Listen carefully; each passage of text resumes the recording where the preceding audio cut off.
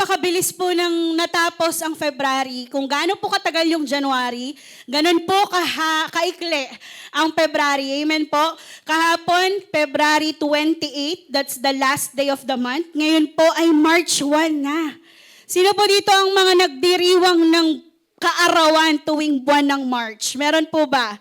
Meron ba tayong March celebrant dito? Can you shout amen?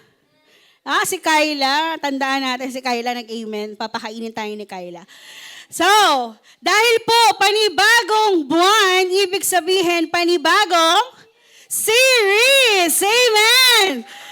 So tayo po ay nasa pangatlong series na para sa taong 2026 and we want to welcome you to a brand new series entitled Burn Again. Can you say to your neighbor, burn again? Ayan, burn, no? Masunog ka muli. Masunog, no? So ngayon po mga kapatid, we are not gonna talk about burn harder. Hindi po burn harder. Hindi rin po ito burn busier. Ang pag-uusapan po natin sa buong buwan ng Marso, it's all about burn again. That is why this morning, our brand new series called Burn Again, hindi po ito about lang sa apoy dahil Fire Prevention Month ngayon. Sino po dito yung mga nakapakinig na ng wang-wang ng bombero, ng mga fire truck? Habang bumabiyahe po kami dito, papuntang Taguig, ang dami na po naming nasalubong na mga nagpaparade na mga natin, firemen. So wala si Earl dito, malamang nagmamaskot yun ngayon. Wala po si Brother Earl. Amen. So the truth mga kapatid, ang katotohanan po, marami pong mananampalataya, hindi po nawawalan ng pananampalataya. Ang nawawala po sa mga believers is the fire. Amen. So lahat po ng naniniwala sa Panginoon, hindi po mabilis mawala yung paniniwala natin sa Diyos. Pero ang mabilis pong nawawala o ang paunti-unting nawawala ay yung apoy na meron tayo nung unang nakilala natin at minahal ang ating Panginoon. And the fire doesn't usually fade right away. Hindi po ito nawawala agad. Madalas po ang apoy ay dahan-dahan. Madalas, hindi natin namamalayan, nawawala na po ang apoy. That is why our first topic sa ating series na Burn Again is entitled, When the Fire Fades. Amen? So, when the fire fades. Yan po ang unang pag-uusapan natin ngayong series natin, ngayong buwan ng March. So, anyayahan ko po ang bawat isa na tumayo at samahan niyo po akong basahin ang salita ng Lord. Ito po ang ating key verse for this topic. Mababasa po ito in Revelation chapter 2, verse 4 to 5. So sabay-sabay po nating basahin. Yet I hold this against you. You have forsaken the love you had at first. Consider how far you have fallen. Repent and do the things you did at first. If you do not repent, I will come to you and remove your lampstand from its place. Pwede po ba nating itaas sa ating mga kamay at ipikit ang ating mga mata? Hallelujah, Panginoon. Salamat sa pagkabasa ng iyong mga salita. Lord, we honor you today. We know, Lord, na ikaw ang aming mapapakinggan, Panginoon. Itatago mo ko sa iyong likuran, Lord, upang ikaw ang makita. Ang mga salita mo, Lord, ay maitanim sa aming mga puso, and this will bring transformation sa bawat isa, Lord. Lord, we claim, Panginoon, lahat ng seeds from your word na mabibigay po sa amin. I know, Lord, ito ay maitatanim sa aming mga puso, mamumunga, makikita sa aming mga pamumuhay, at mag-uumapaw kami ng iyong pag-ibig at ng iyong kabutihan. Ito po ang aming dalangin sa pangalan ni Jesus. Can we all shout, Amen? Praise God. Tayo po yung makakaupo na. So church, this is Jesus speaking not to the unbeliever. So yung binasa po natin na verse, hindi po siya para sa mga unbelievers. This is actually for everyone who believes na sila ay niligtas ng ating Panginoong Jesus. And He is speaking to a church. Ang kinakausap po ng ating Panginoong Jesus dito ay ang church. At sa lahat po nag-undergo ng I2I, ng growth track, ng ELC, alam po nating lahat that church is not a building. Amen. Ang simbahan po ay hindi ang gusali. We are the church. Amen. Tayo po ang templo ng ating Panginoon.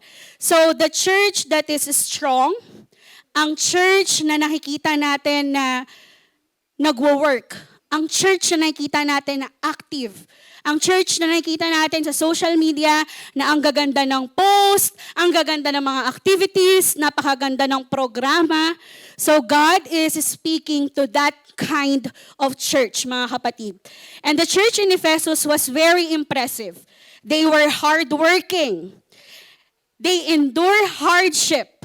They stood strong against false teaching. So from the outside, they look good. But on the inside, hindi po natin alam kung anong nilalaman ng kanilang mga puso. That is why nung nabasa po natin kanina sa verse, ang sabi po doon, you have forsaken your first love. Your first love. Hindi po sinabi doon na you have forsaken your service. Hindi sinabi na you have forsaken your doctrine. Hindi sinabi that you have forsaken your ministry. Ang sinabi po doon, you have forsaken your first love. So this will teach every one of us, yung topic po natin ngayon, that our God is looking on the inside, not on the outside, mga kapatid. So I only have 3 points here. So our first point, alam ko lahat tayo ay magiging relate dito, mga kapatid. So on our topic, when the fire fades, point number 1 is that you can be faithful but not fiery. Pwede daw po tayong maging faithful pero hindi nag-aapoy. Amen? So sabi mo sa katabi mo, you can be faithful but not fiery. Amen. So imagine mga kapatid, marami po sa amin na mga volunteers talagang dumadalo po ng first service. So ito pong nangyayari ngayon na 10 a.m., pangalawang service na po ito. So lahat po ng mga volunteers ng church, first service po sila dumadalo kasi gusto po natin na hindi tayo maglilingkod sa OC Fam, na tayo po ay walang maibibigay. Kaya on the first service pa lang po, kami ay nakakapakinig na ng salita ng Diyos, nakakapag-praise and worship na po, kasi hindi po madali ang maglingkod sa Panginoon. Amen? So example na lang po, example tayo sa mga musician natin, sa mga awit, sa mga mananayaw. Lahat po yan ay merong inilalaan na araw para makapag-practice. Amen? So hindi po kami tatayo dito at hahawak ng instrumento, o hahawak ng mikropono, o sasayaw, hahawak ng tambourine. Lahat po ay nagpa-practice. At even po sa ating mga normal na pamumuhay, kung tayo po ay student, kung tayo po ay nagtatrabaho, hindi po tayo basta sasalang sa isang bagay na hindi po tayo naghahanda. Amen po? So lahat po tayo ay merong idea sa kung ano po yung sinasabi ng Pastora Nika. Amen? So ang worship team po natin, we are all setting time para po makapag-sepra. Amen? So ako po, example na lang. Ako po ay natutong mag-bass last year lang. So hindi po madali sa aking tumugtog kung hindi ko po talaga aaralin yung mga chords na tutugtugin ko. So kailangan ko po ng extra effort when it comes to talagang pag-aaral ng paghawak ng bass. So lagi po akong may schedule na sinusunod. Ang Lunes ko po ay nagsusort ako ng prayer request. So sino po yung napapadalhan dito ng mga panalangin ng mga pastor? Amen? Ako po yung gumagawa nun manually. Lahat po ng mga sinulat nyo, itatype ko siya, tas ibabato ko sa mga pastor para ipanalangin kayo. Yun po yung Monday ko. Yung Tuesday ko naman po, meron pa pala. Yung Monday ko, may meeting pa ako with teaching team. May catch-up call kami ng teaching team. After po nun, catch-up call with leadership.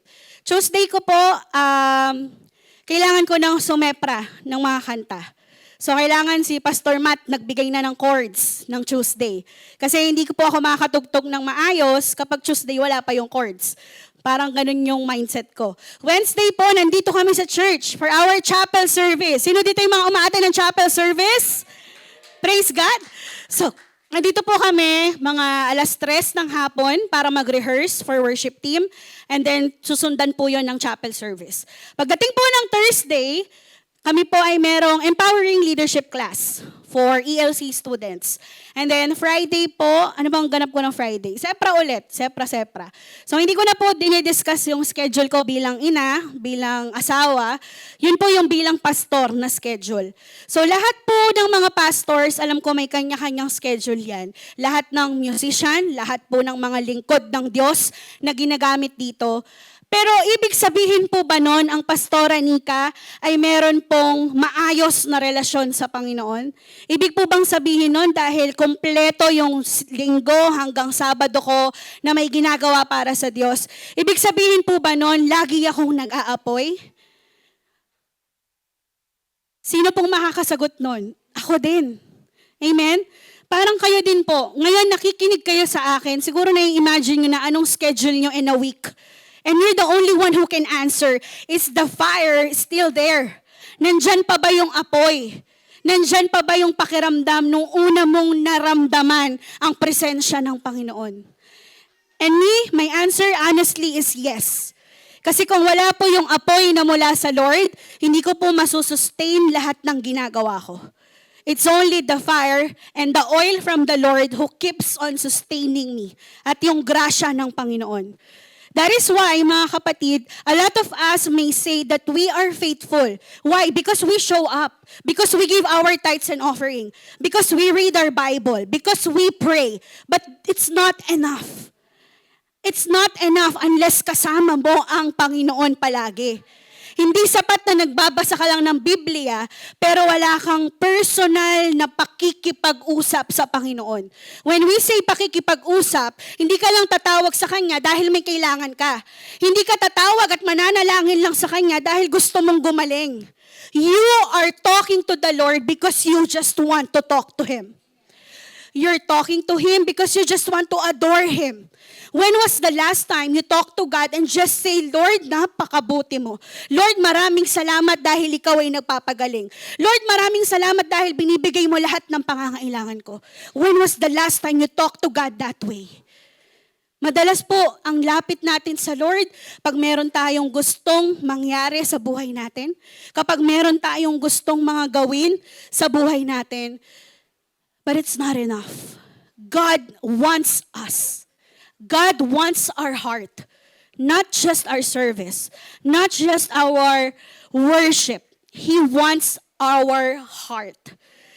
So most of us will see each other, panglabas na kaanyuan natin, wow, palagi siyang nasa church. Wow, ang busy niya. Wow, ramdam na ramdam namin siya sa simbahan. But the question is the fire still there?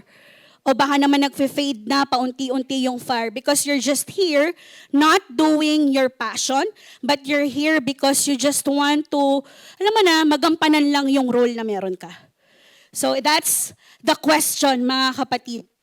So, alam ko po na when the fire fades, dahil nga nung sinabi ko kanina, ito ay unti-unti, unnoticedly, bigla na lang mawawala, kailangan po nating maging consistent, committed, and responsible. Lahat po ng mga nabanggit ko, yung consistency, yung pagiging committed, at pagiging responsable po natin, it will help the fire to keep on burning. It will just help. But what will sustain the fire is the heart that we have for the Lord. Yung puso po na meron tayo para sa ating Panginoon. Church, it's possible to work for Jesus and slowly stop loving Jesus. And that's very dangerous. Na habang naglilingkod tayo sa Panginoon, unti-unti naman tayong lumalayo sa Kanya. Grabe, no? Naglilingkod ka pero unti-unti kang lumalayo. Bakit? Kasi ginagawa mo na lang yung mga bagay na pinapagawa ng Lord out of your responsibility, out of your duties, hindi na out of love. So faithfulness, mga kapatid, keeps you present, but the fire will keep you alive. So yung faithfulness, yung katapatan natin sa Panginoon, it will keep you to show up. Pero yung puso natin na nagmamahal sa Panginoon, that will keep the fire burning. Gets niyo po? Hindi po yung mga ginagawa natin yung magsusustain sa atin, kung hindi yung pagmamahal natin sa Panginoon. Amen? So number 2, mga kapatid. Ang pangalawa po na point natin for today is intimacy or activity is not intimacy. Pwede mo bang sabihin sa katabi mo yan?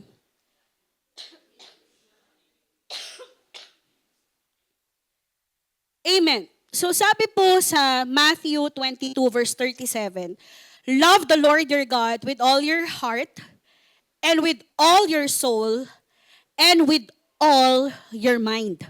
So the Lord God didn't say, love God with all your schedule. Hindi po sinabi sa binasa natin that we should love God with all of our program. Hindi sinabi that we should love God with all of our ministry roles. The Bible says, love God with all of your heart. Buong puso, mga kapatid. So hindi po sapat na, alam mo yun, parang hindi nagiging priority yung relationship natin with the Lord. And we just want to be an instrument. Kami pong mga pastors nga dito sa OC, kami po ay instrumento lamang ng Panginoon para matulungan po ang bawat isa sa kung paano po tayo mas mapapalapit pa sa ating Diyos. Because if you will just look on us, sa lahat po ng mga ginagawa namin, malamang sa malamang po, will disappoint you. Malamang sa malamang, hindi po namin ma-reach yung standard na meron kayo. Pero nandito po kami dahil kami po ay nagmamahal sa Panginoon. Siguro yun yung mga masarap kasama, no? Masarap kasama yung mga taong minamahal talaga ang Lord. Kasi sila yung mga tao na hindi nagrereklamo. Sila yung mga tao na parang ang gaan kasama dahil ginagawa nila lahat ng ginagawa nila out of love from the Lord. Amen? That is why, mga kapatid, every activity na meron po tayo, it doesn't mean we have intimacy with the Lord. So isa sa dahilan kung bakit nawawala ang apoy ay dahil po na ipagpapalit natin yung kabisihan natin sa relationship natin with God. So when was the last time that you actually prepare what you need to do na hiningi mo muna yung guidance from the Lord? Kailan po yung nangyari sa buhay mo na nanalangin ka muna, humingi ka muna ng guidance from the Lord bago ka gumawa ng dapat mong gawin? That's very important, mga kapatid. Ito po ay reminder, hindi lamang po sa aming mga pastor, kung hindi sa bawat isa sa atin, mga kapatid, na kahit ano pong ginagawa natin, kung wala po tayong maayos na relasyon sa Panginoon, unti-unti, mawawala yung apoy na yan. At kapag nawala yung apoy, mga kapatid, lahat ng gagawin mo hindi na magaan. Makakaramdam ka na ng comparison. Makakaramdam ka na bakit siya ito lang ginagawa. Lord, ako ang dami kong ginagawa, ba't hindi mo pa rin ako pinagpapala? Right? Bakit? Kasi wala na yung intimacy. Wala yung intimacy with the Lord. You're just doing it for the sake of doing it. Amen? So yun po yung dapat po nating isipin na hindi po mawawala sa ating mga puso. Napakadelikado po because a lot of believers lose their fire when we confuse kapag napagbaliktad po natin ang activity with intimacy, ministry with relationship, and service with surrender. So doing things for God is not the same as being with God. Hindi po pareha yung gumagawa ka para sa Panginoon para gusto mo lang makasama ang Panginoon. Magkaibang bagay po yun. Marami po sa atin pupunta sa church, gustong maglingkod sa simbahan, pero hindi nila gustong makasama ang Panginoon. Nagigets niyo po yung difference? Diba? Ako mas gusto kong makasama ang Lord. Kaysa tumayo dito at mangaral. Mas pipiliin kong, Lord, ikaw na lang kabanding ko. Lord, ikaw na lang, masaya na ako na nakakapag-usap tayo, nagbabasa ako ng Word of God. Lahat yun, uunahin ko. Amen? Yun po yung maganda sa ating Panginoon. Hindi po siya nakatingin sa ating performance. This is not a performance-based journey. Right? We need to serve the Lord with excellence. Pero kahit excellent ka, ang puso mo malayo sa Panginoon, it doesn't make sense. Sayang lang po. Sayang po yung effort, sayang po yung pagpunta natin dito, sayang yung paglilingkod na ginagawa natin kung yung mga puso natin malayo sa Panginoon. Sayang po yun kung hindi natin minamahal ng totoo ang ating Diyos. At yun yung masakit na katotohanan, mga kapatid. Yun yung problema kung bakit unti-unti nawawala yung apoy na meron tayo. Hindi na gaya ng unang pag-ibig natin sa ating Lord. So those problems, meron pong solusyon ng ating Panginoon para dyan. So I would like to share this 3-letter R. 3 R's. Hindi po 3 oras 3 na letter R. 3 letter R. Amen. Pwede niyo po bang basahin yung unang letter R? Amen. Ang una po, para po hindi mawala ang apoy sa bawat isa sa atin, is we need to remember. We need to remember our first encounter with the Lord. Kailangan po inaalala natin, ano ba yung pakiramdam ko noong una kong na-meet ang Lord? Ano ba yung pakiramdam ng pagmamahal na meron ako nung una akong na-in love sa ating Panginoon? Amen? So it's very important, mga kapatid, na meron po tayong encounter with the Lord. Kasi kung wala pa po kayong encounter with the Lord, wala po kayong babalikan. Kahit anong sipag nyo, kung hindi nyo pa po nararamdaman ang totoong pagmamahal na binibigay ang Panginoon, hindi po kayo makakabalik sa ganong pakiramdam. So, sino po dito yung na-in love na sa Panginoon? Yung totoo wala ditong plastika na. Sino yung na-in love na sa Panginoon? Amen. So, you know the feeling. Alam nyo yung pakiramdam na unang yung inibig ang Lord. Amen. You need to remember the first time you fell in love with God. So tulad po ng pagmamahal natin sa Panginoon, may mga pagkakataon po na talagang mawawala. Paunti-unti nag-fade. Pero we need to do something.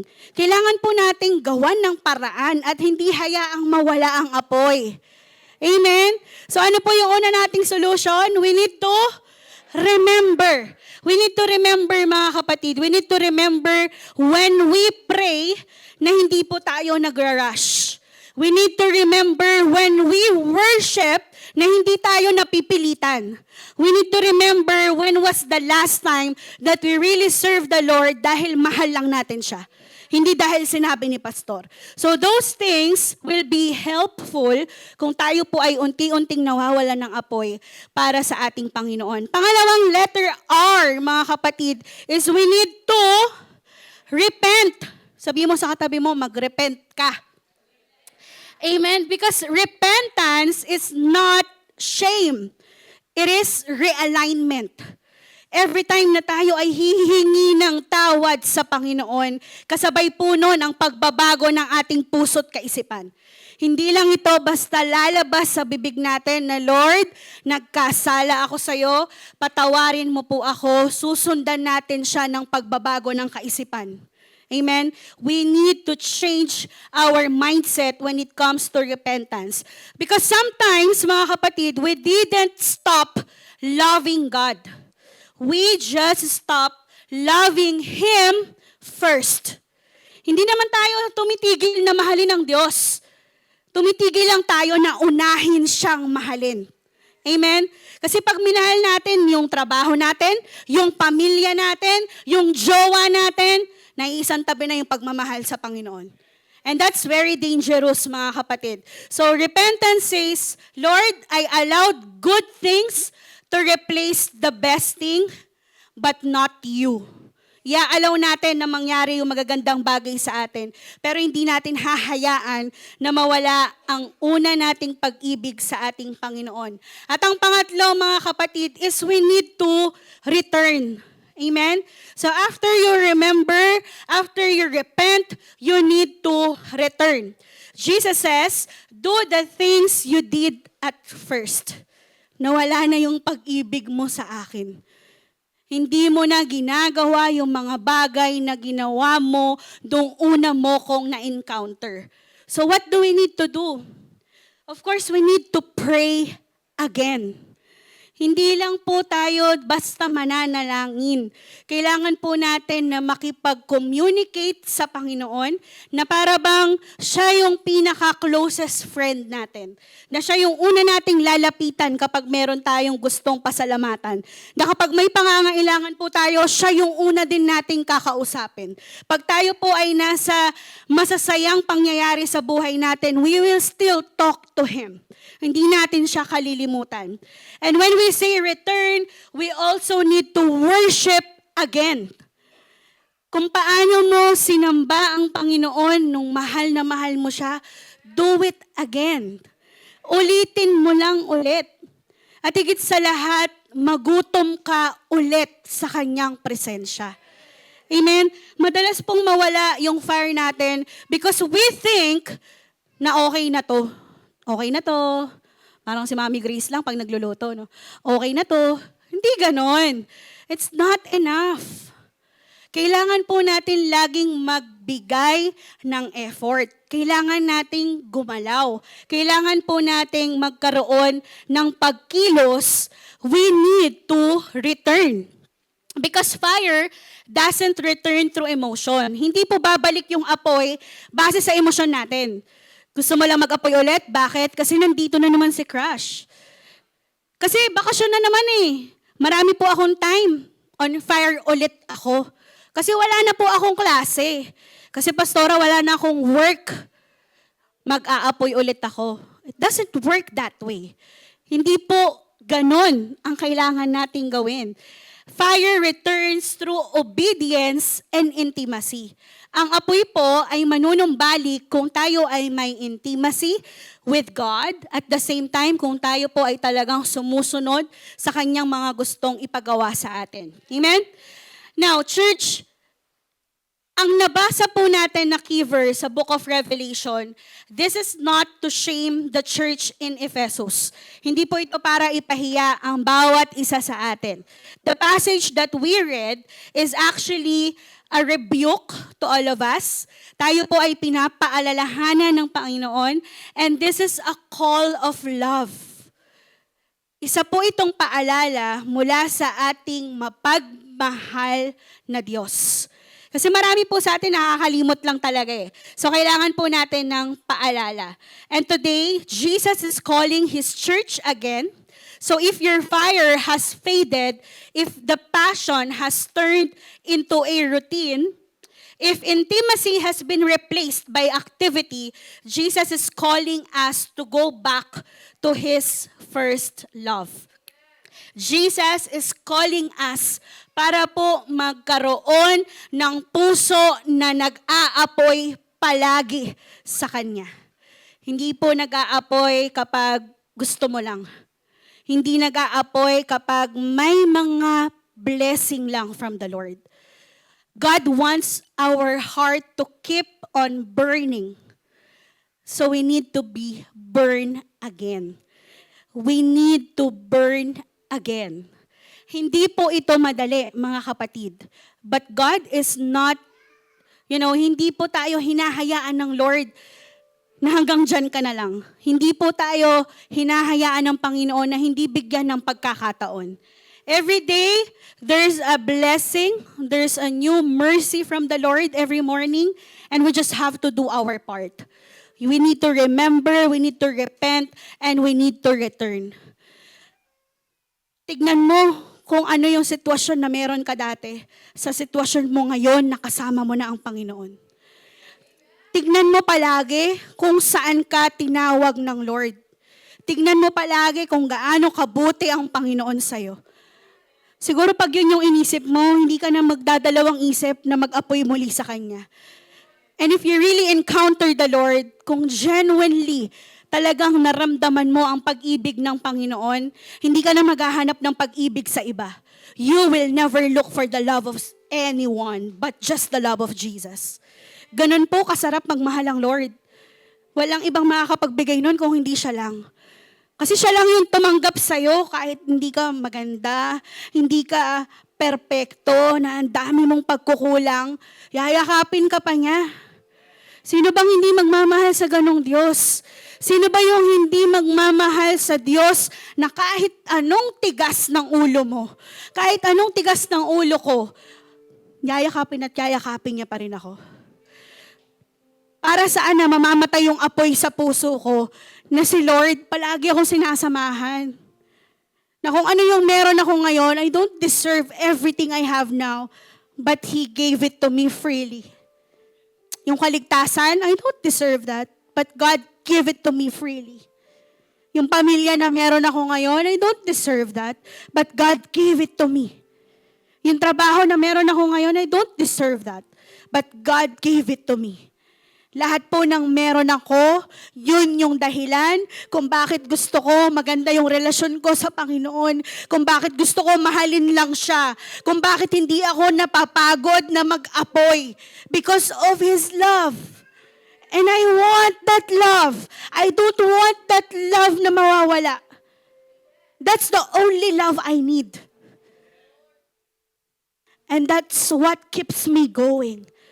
Yun po yung dahilan kung ba't patuloy ako na nakatatayo sa harapan ninyo, inihahayag ang kabutihan ng Lord.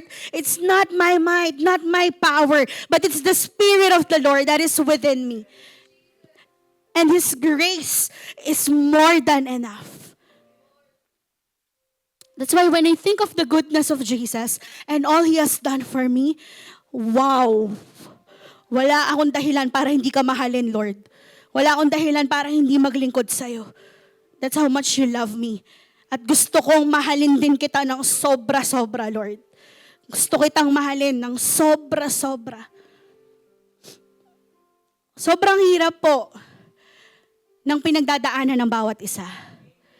But if you know the God you serve, walang mahirap sa Kanya. Walang imposible sa Kanya. And I think that's enough for us to remember, to repent, and to return to Him. So pwede po ba tayong tumayo lahat mga kapatid? And can you declare this with me? Amen. Taas po natin ang ating mga kamay at sabay-sabay po nating basahin ang declaration na to. Lord, we don't just want to work for you. We want to burn for you again. Hallelujah. Lord, reignite first love. Lord, restore passion. Lord, remove every routine and let overflowing church burn again for your glory. In Jesus' mighty name we pray. Can we all shout amen? Salamat sa panonood, OC Fam. Kung na-bless ka sa video na to, please share it to others. Let's encourage them and let's share the good news to them. And also, kindly please like and subscribe para mas marami pang maabot at matulungan at mabigyan ng pag-asa ng simpleng platform na binigay sa atin ng Panginoon. Together, let's spread love and give hope and encourage one another. God bless you.